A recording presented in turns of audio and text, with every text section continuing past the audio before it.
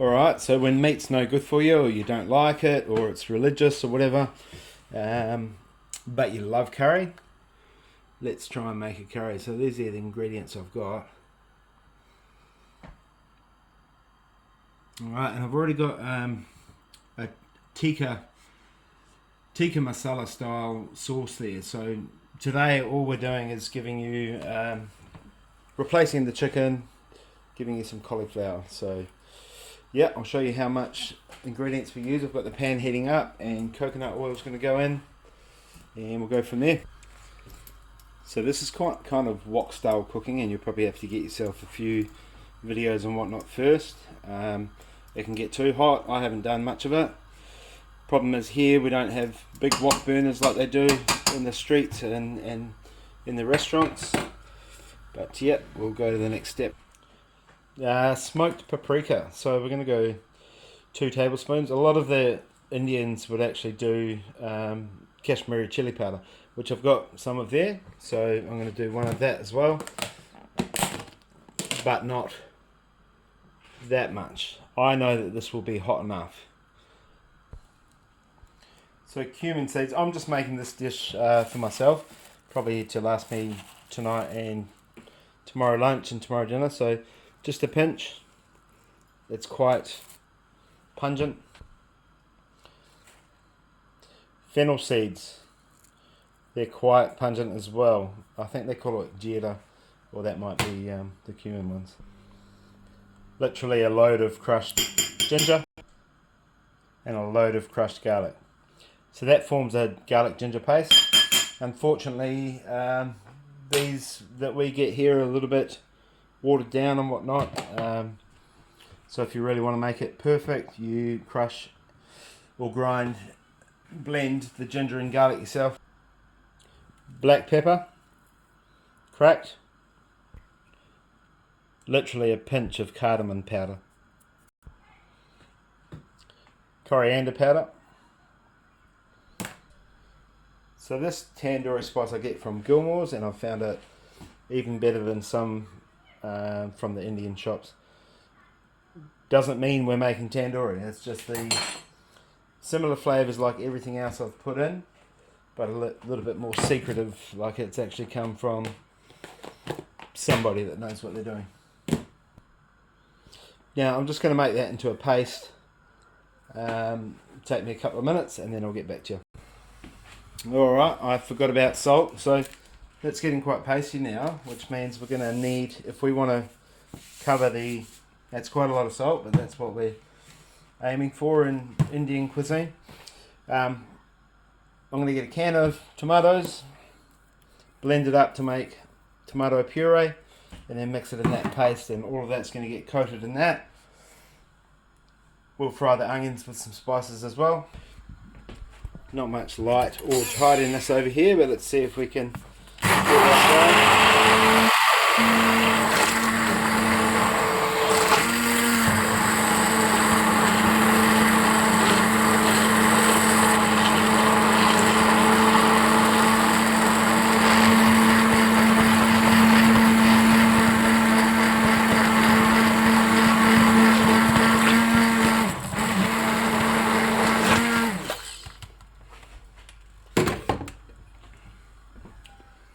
Cool. Add that to there, mix it all around properly. Be back to you soon. Okay, that's it. It tastes, they might have slightly done too much cumin, but you never really know until the dish turns out at the end, but we'll see how we go. So, gonna mix those two in there, and even the onion. Fuck it. And we'll go from there.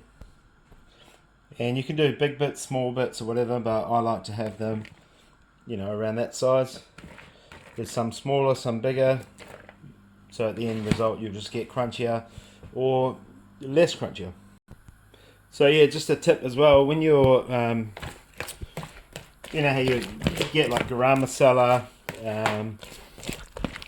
chicken masala, beef masala, all that sort of stuff. So masala is basically just spice.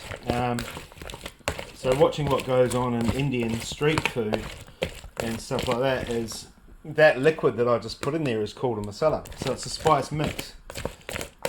So don't get caught up on different types of things. If you learn the main ones, so obviously in every curry I put in garam masala or tandoori masala, but they're all made up of simple things like coriander, cumin, Kashmiri chili powder, which is just chili powder.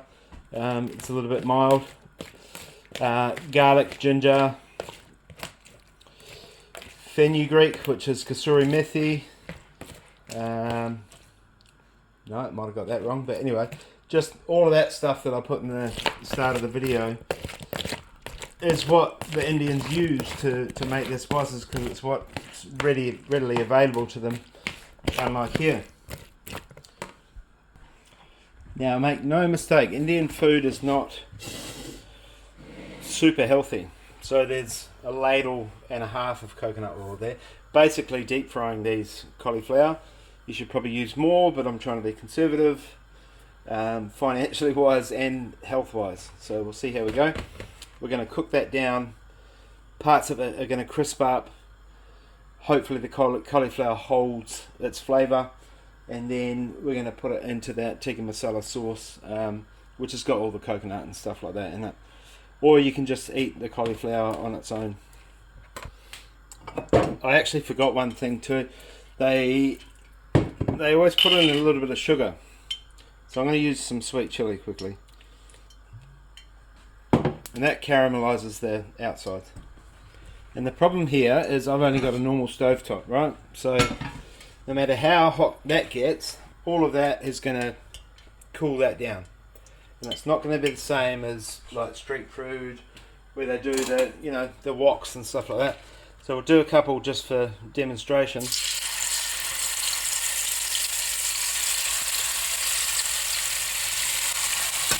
And we'll leave them like that. So I'm going to do mine in batches or just chuck it all in, because I don't really care. There's always good flavour there and stuff. Even that's cooling down now too.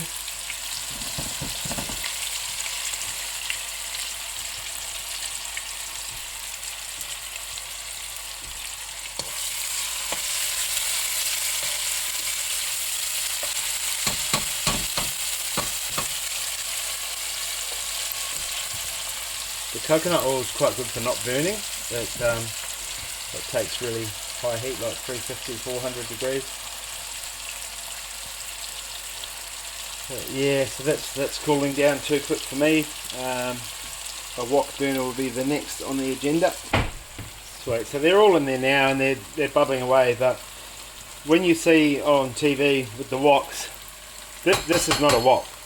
This is a non-stick fry pan that's got a large base. And this is not capable of doing anything near wok like. Neither is any electric thing that you get in your house. Unless you're buying a brand new house and you say I want a wok burner, it's not going to give you the heat you need. So don't do the thing of all the, you know, what the people do, all that.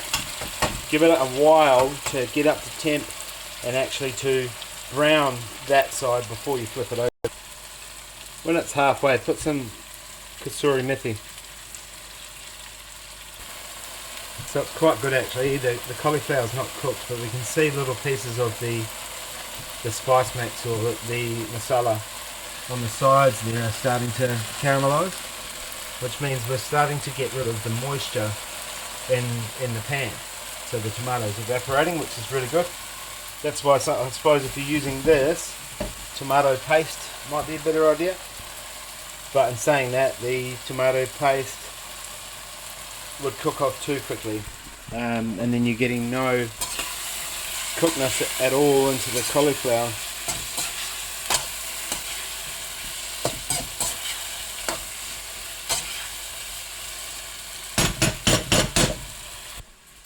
Wow, I just tasted one of those and it's starting to get to the stage where it's just, you know, slightly firm cauliflower.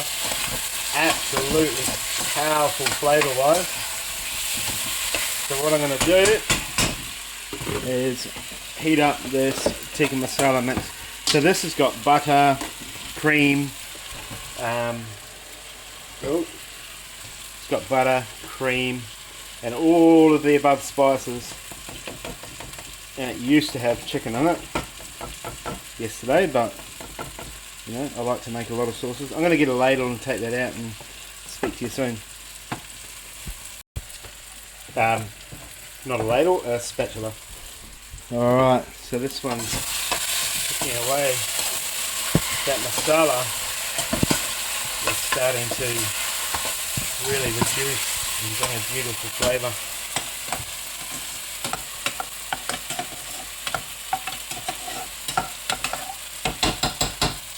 I'll turn that onto a lower heat. And make sure that one's on high and come back in about 5 minutes. So that 5 minutes is probably the time to clean up, but I didn't do that. There's shit, even fucking deodorant. Shit everywhere. But I've got a nice plate and that's really reducing now and can smell a little bit of burn, which is good. You want some caramelisation there. Turn that fan on. Unless it's something else that's burning.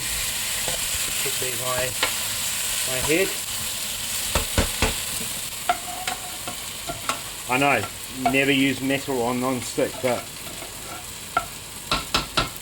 I'm doing it tonight for some reason. I don't know what reason. It's better.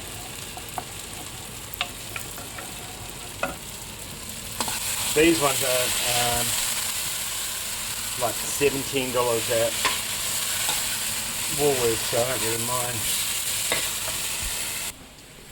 This is where you grab yourself a bit of that cauliflower and give it a little bit of time to cool down and just, you know, feel it for texture, taste and whatnot, because it's at the final stages, and if anything's, you know, needs changing, we can do that.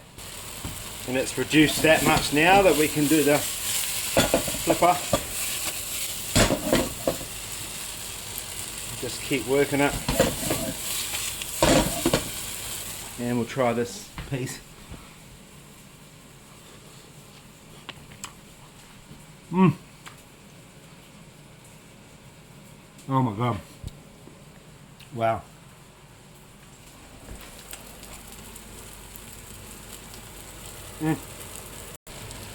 Oh yeah.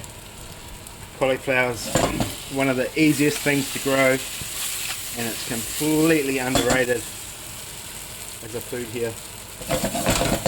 Some people would like it cooked more than that, but that's got that crunch, and you know, it's got that, you can feel and taste the coconut oil. It's absolutely wonderful. So basically I'm going to plate it up now and we'll go from there. I wish I had fresh coriander leaves, but I don't. Alright, so I'm doing this all one-handed. We're going to do some of the sauce on the plate.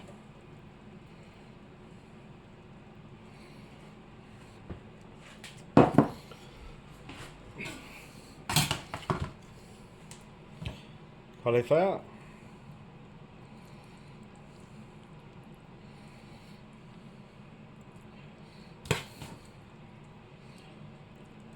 And you can just eat as much as you like, apart from the oil content, of course. And then some fresh greens